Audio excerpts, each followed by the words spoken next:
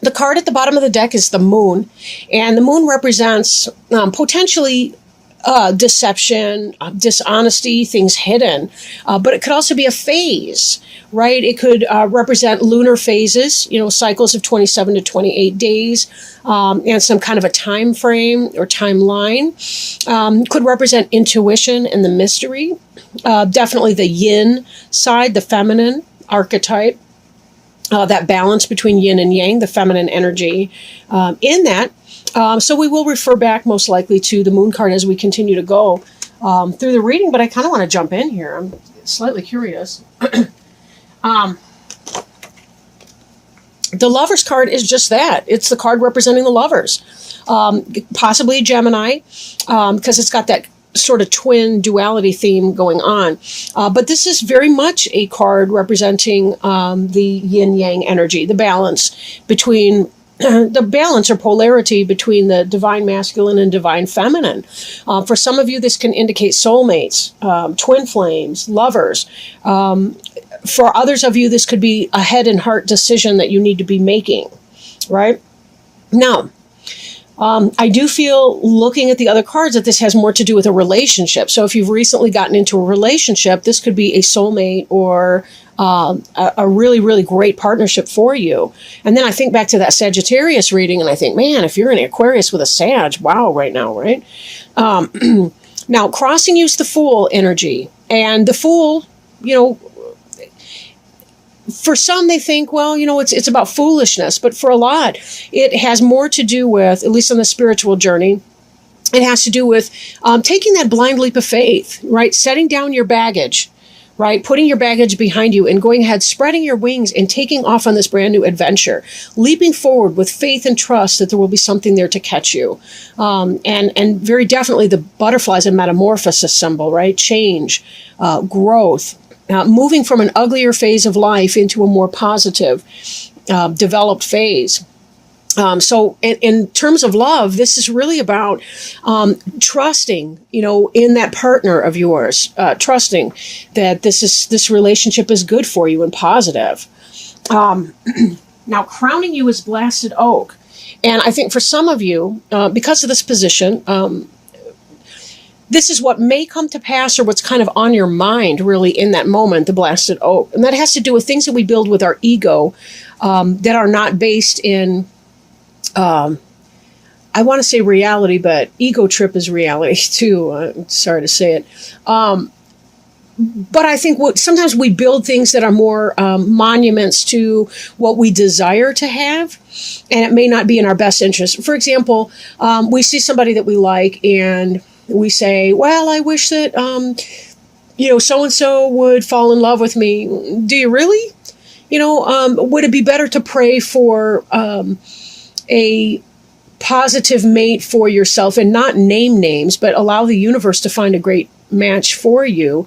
Because you may not know enough information about that person to really, to know whether or not that would actually be a good idea for you. So Blasted Oak has to do with that. We kind of get our ego behind something. We care less about everyone's happiness and more about winning. We care about nurturing our ego. We put false pride into things. So this is still in a mental space. It may not come to pass. It could just be a mental position that you may be occupying. Now, as an Aquarian, you're an air sign very much so. We just kind of want to be, super duper careful with that. Now, the Tower is associated with Mars, the planet Mars, and Aries, potentially. So just so you're aware of that, it could possibly be an Aries that you have your mind on, but not necessarily, right? Not necessarily. At any rate, beneath you, we see the Three of Wands, which is fulfillment. Three of Wands is about healing for some of you who have been in that type of a health situation. It's been improving, it seems. This is somebody who's waiting for their ships to come in. They are out there. They are loaded up with inventory, what have you. But this is about manifesting. This is about taking your passion and manifesting it in the material world.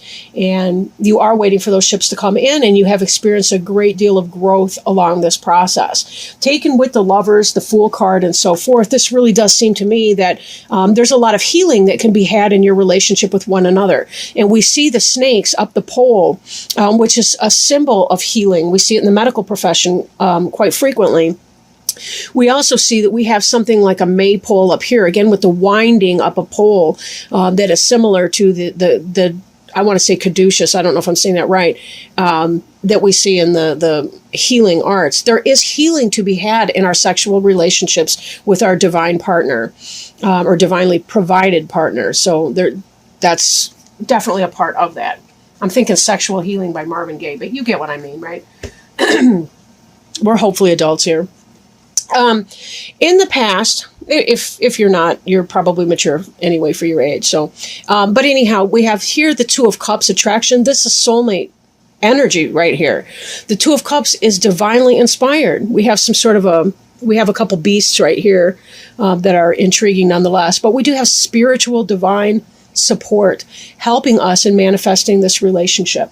And these for sure. Now, this reading goes from right to left and not the other way around. So this is how it all begins. But look at the mirror that they are for each other, the heart in the middle. We have these two figures that are facing, that have their hands placed like that. It's a hand fasting, right? Which is an ancient ceremony of marriage. Typically a hand fasting lasted approximately 9 years, and then the couple had the opportunity to renew if they chose to do that. This deck is, from a pre-Celtic tradition, a shamanic tradition. And we see here this knowing. This is like an eye image here. We see stars. We see hope and guidance, right? We see a flame here between these two cups. We see the flame here in the feminine, the divine feminine aspect. So this is very much a powerful thing. If you've had that attraction to that person, this is about developing that attraction and finding the balance between the polarity of the two of you. And taking that blind leap of faith in that relationship. So good for you. Now, that having been said, just a spoiler alert here. So before us, we have the Eight of Arrows, which is the struggle card, right? And we saw this blasted oak energy up here that we don't know if that'll come to pass. That could be mental energy. The Eight of Arrows is definitely mental energy. The Eight of Arrows is anxiety, struggle, difficulty, but less from internal and more from personal, internal energy. You're worrying, right? Sometimes Aquarians can get to the place where they're worrying if they don't check that, right? They think they think too much about certain things, and it can make them uncomfortable, right? These signs here taken together tell me that it is right to do the leap of faith, that this is a real soulmate relationship, that this is provided for you in a super positive way. This here, this Fool card, I think it almost seems like you should be taking the leap of faith with this person and taking a chance on love here. But for some of you, you fear being foolish or being made a fool of. And that's really not the energy of these cards. These are very powerful here. With the soulmate relationship. Again, maybe not for everybody. Maybe some of you are doing something foolish with a person, but for most of you, I really do feel like something positive is happening or going to come in that way. This card here is about rebirth, right? This is about letting go. This is about discovery. This is about fun and joy, letting go of your past that has hurt you before, and being able to celebrate your present and your present moment with your new lover, right? Who's also your soulmate and your friend and your companion and your helpmate, and being able to let go of the past. These are old bones in here. What can we do with old bones? Well, you know what? Let's make a bitchin' stew, right? Let's eat some stew. And we look at all of this here, and it's like, we have abundance and then some.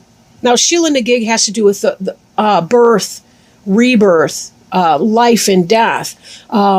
This symbol here is about the transition from birth or from the womb into life, being born into new life. And that's highly symbolic here. And it's that kind of an idea. This relationship for many of you can be a rebirth of sorts. As you are born again into this is what it's really like to be with somebody who's trustworthy and safe, who's not doing things and being some kind of way behind my back and all the rest of it, right? So there's that. That card represents you. Now, this is your environment card here, all right? The Wheel of Fortune. This has to do with destiny taking a hand and karma bringing you and your mate together.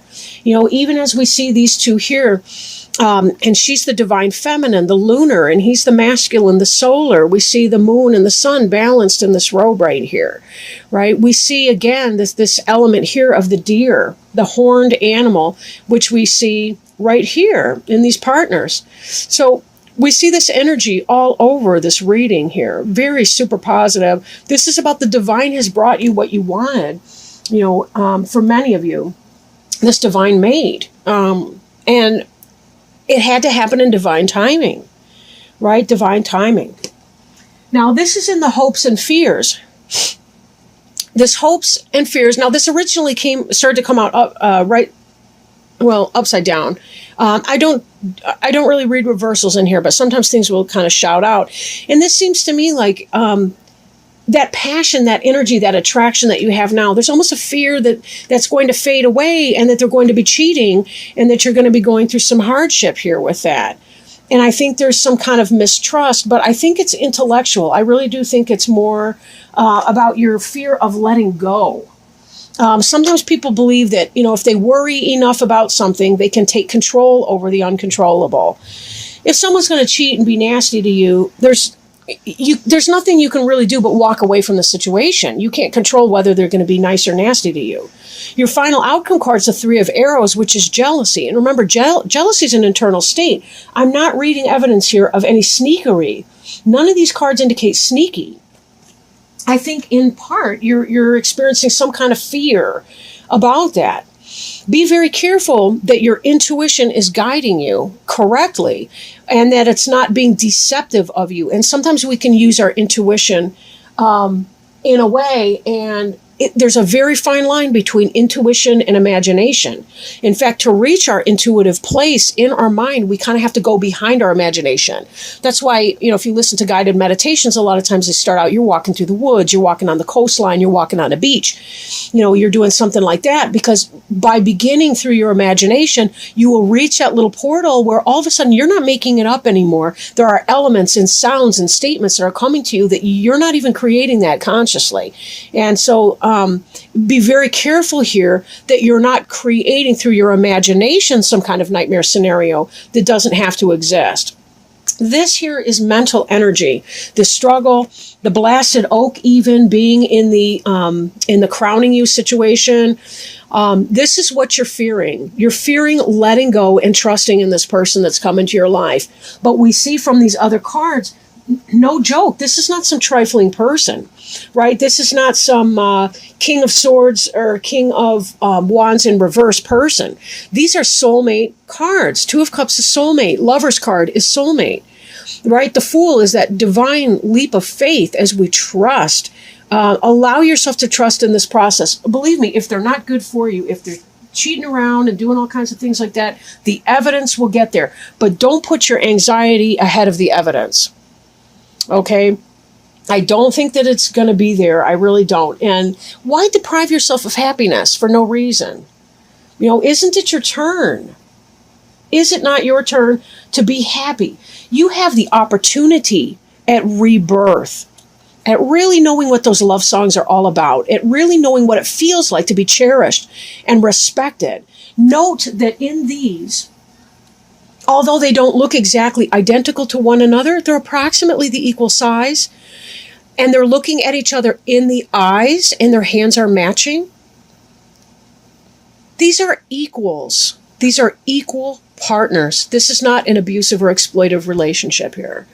So with that in mind, allow yourself to have what has been brought to you. You've gotten here because you've learned past karmic lessons.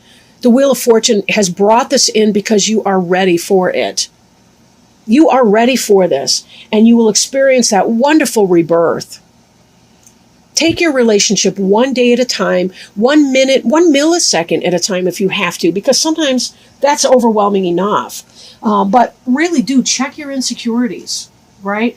Sometimes we need to bounce it off of our best friend. Sometimes we need to, talk to a therapist about our past, do some healing work to let go of the people that have engaged in some negative behaviors around us in the past. But know that you do deserve to be happy and that this may be a very significant chance for you. So don't torture yourself through anxiety and worry about things. Try not to be jealous of their ex. You knew that they weren't a virgin when you met them. Unless you're, a teenager in high school, they're probably not. And, so when you really think about that, how much energy do you want to put into worrying about their ex or their baby mama or their, the father of their children or, any of that kind of stuff, their ex who may still be somewhat in the picture. Maybe they're sharing a dog or, whatever the case may be. Just let go of all of that and allow yourself to have some peace of mind and some fun, because you really do deserve it. You guys work very, very hard, you Aquarians. Lots of respect to you. Now, what I'm doing off camera here is I'm shuffling our angel tarot cards and asking our angel friends if they can possibly provide us with some sort of a message. Sorry to shuffle so long, but I just want to make sure it's mixed up real good. And we have a jumper. Good news. All right. The Emperor. Ooh, this could be your divine masculine here that we were just looking at in that beautiful Lovers card here. Thank you, angels. The card that we have here is the Emperor, Archangel Michael. Organization in logic, structure and discipline, and leadership. I apologize about the glare here. I'm trying to make that go away. And so I'll read to you from the book. It's important to cultivate logic, discipline, and order right now. This card signifies that although your dreams are valid and sound, they still need guidelines and organization so they can manifest properly. Create a detailed plan for how you'll proceed and maintain kind but authoritative control over how that plan is implemented. And I have to say that oops, sorry, I bumped the tripod here. That first part made me think of our moon card here, that perhaps we need to balance intuition and insight with the order and the logic. And again, that's that idea of the balance between the masculine and the feminine, because the masculine symbolic of the order and the logic and the mystery and the chaos and the feminine and the intuitive is represented by the feminine or the yin, right? So that just came to mind. So back to the book. Thank you, angels, for helping us here. Feel empowered to take a leadership role in your career and any projects you're working on. Structure and order are your friends as you move from the preparation stage into the execution of your plans. Believe in your ability to be a positive and diplomatic leader. Get organized so that you can be more effective. Additional meanings of this card are the desire to be a success, stability, making wise choices, security, government agencies, law enforcement, the respect of others, and fatherhood. Archangel Michael is the angel of strength and protection who oversees everyone's life purpose. Call upon Michael for courage and strength as you make important and necessary life changes. He can also help you focus your logical mind and left brain talents upon your projects. So excellent, excellent news.